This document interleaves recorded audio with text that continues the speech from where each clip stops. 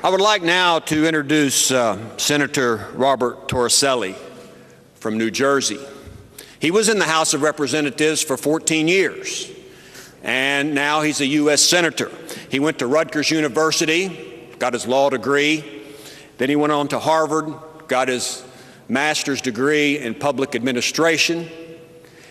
He is nicknamed the Torch. Now, I'm not sure exactly what that reason is, but I can assume that he carries the torch for certain causes. And one of those causes is the cause of freedom. Help me welcome Senator Torricelli.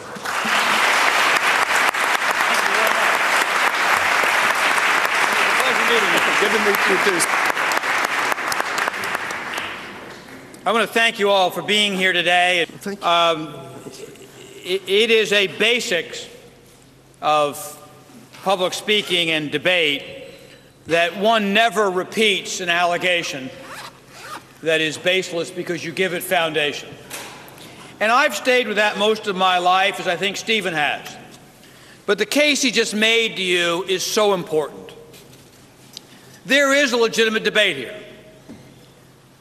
We can debate the issue of the FTO and the future of Camp Ashraf and American relations with Iran. But I don't know anything that speaks more to the problem of legitimate discourse in American public policy than the repeating of these hollow charges and empty lies about the MEK as witnessed by Saturday's story in the New York Times. I'll be brief,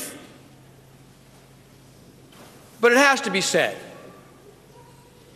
If you have something to say about why the MEK should not be delisted, if there is a case for not protecting the people of Camp Ashraf where they are located, if there's a case to be made against the MEK on some basis in the interest of the United States, let's hear it.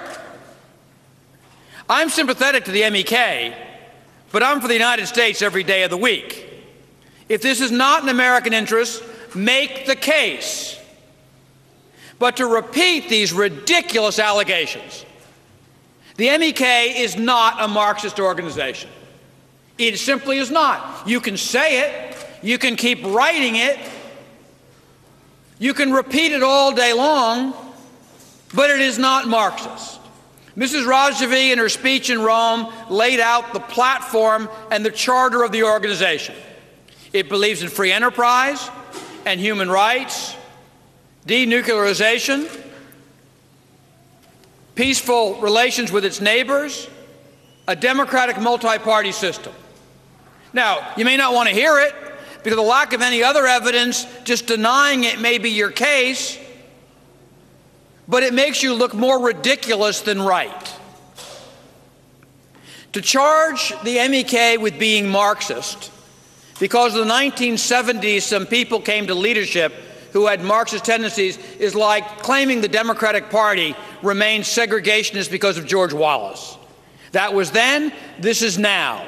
It's an organization that wants a democratic future for Iran, period. Second,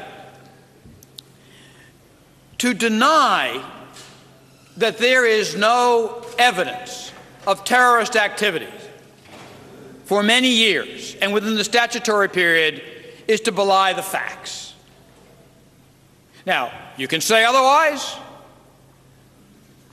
but in recent months I have heard the director of the FBI, the director of the CIA, the director of anti-terrorism operations, the Attorney General of the United States. I have heard the most high-ranking officials in Democratic and Republican administrations to say otherwise. If you have evidence that they're all wrong, what an extraordinary coincidence that everyone in both parties for the last 15 years is wrong. But if you have evidence, it's time to come forward with it. But aren't you just tired of reading in the newspapers the same empty charges and nonsense again and again and again? Talk about an admission of nothing to say. Now, finally, I want to leave you with this. Some things are so simple. What is it the people of Camp Ashraf want? What are our demands? You know what they want? They want to live. They've been attacked twice. People are losing their lives. And if the problem is not solved, there's a very real chance by the end of this year, many more are going to lose their lives. Because policy is being dictated from Tehran, not Washington and not Baghdad. It is a real problem. But have we learned nothing in diplomacy?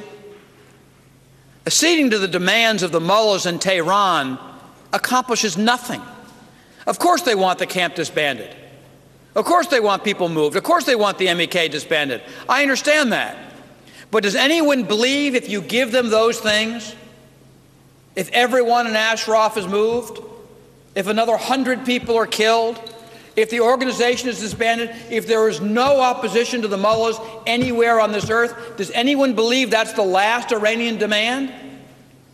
Do we accomplish anything by acceding to it other than encouraging more outrageous demands and compromising the rights of yet other peoples? There are many things that make me proud about the United States, but nothing more than the unique willingness of the United States government to stand with the small against the large, the weak against the strong, the poor against the rich. We have an enormously rich tradition of doing that. I understand the power of Iran. It's developing nuclear weapons. It has oil. It has money. It holds some of our citizens against all international law. I understand their leverage. But I also remember that tradition and the lessons we have learned about ever acceding to tyrants. I'm enormously pleased that you're all here today. It is very rare in your life that you can be involved in a cause and fighting for something that literally means someone's life. There are many good causes you can help, many things that you can advance, but rarely are you involved in something where someone's life is in your hands. With the people of Camp Ashraf, they're in your hands. Everyone here either works for a member of Congress or knows a member of Congress. Everyone's capable of writing to the State Department, being heard, talking to a journalist, correcting the record. I urge you to do so because time is late. I wish we had time to figure out what motivates Ambassador Butler. Frankly, it is beside me. I don't know. I don't know why journalists write these stories without researching the facts, but there isn't time to figure that out either. We have to win this before a lot of innocent people are hurt. And for that, we're all grateful that you are here and the members of our panel have lent their credibility and their knowledge and their voices. Thank you all very, very much.